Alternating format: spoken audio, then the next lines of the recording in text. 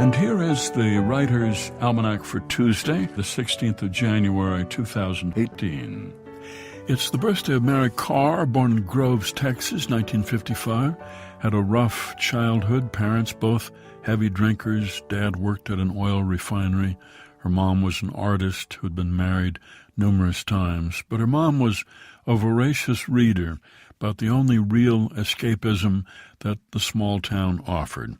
And as Carr said once in an interview, reading is socially accepted disassociation. You flip a switch and you're not there anymore. It's better than heroin, more effective and cheaper and legal. Mary Carr became a poet who then became famous as a memoirist, wrote her first memoir, The Liars' Club, because she needed the money. It took her 2.5 years because she only worked on it every other weekend when her son was with his father. It was on the New York Times bestseller list for more than a year. She followed it up with 2 more memoirs, Cherry and Lit.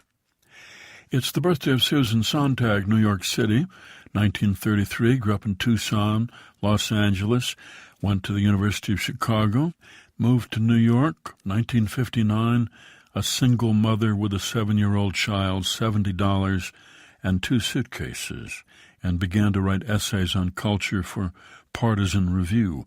One in particular became famous called Notes on Camp, and why camp should be taken seriously as a sort of good taste of bad taste.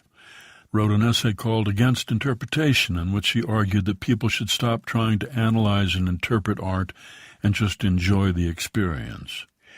It was on this date in 1605 Book 1 of Don Quixote by Miguel de Cervantes was published, about the middle-aged landowner from a village in La Mancha, stays awake at night reading books about chivalry, forgets to eat and sleep, believes the stories are true, and sets off on his skinny horse in a heroic quest to resurrect old-fashioned chivalry and heroism in the modern world.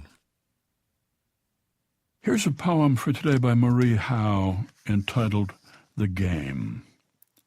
And on certain nights, maybe once or twice a year, I'd carry the baby down, and all the kids would come, all 9 of us together, and we'd build a town in the basement from boxes and blankets and overturned chairs, and some lived under the pool table or in the bathroom or the boiler room or in the toy cupboard under the stairs, and you could be a man or a woman, a husband or a wife or a child, and we bustled around like a day in the village until one of us turned off the lights, switch by switch, and slowly it became night and the people slept. Our parents were upstairs with company or not fighting, and one of us, is usually a boy, became the town crier, and he walked around our little sleeping population and told the hours with his voice. And this was the game. 9 o'clock and all is well, he'd say, walking like a constable we must have seen in a movie. And what we called an hour passed. 10 o'clock and all is well, and maybe somebody stirred in her sleep, or a grown-up baby cried and was comforted. 11 o'clock and all is well. 12 o'clock, 1 o'clock, 2 o'clock, and it went on like that. Through the night we made up until we could pretend it was morning. The Game, a poem by Marie Howe from What the Living Do, published by Norton, and used by permission here on the Writer's Almanac, supported by the Poetry Foundation, offering poetry podcasts to listen to and thousands of poems to read at poetryfoundation.org.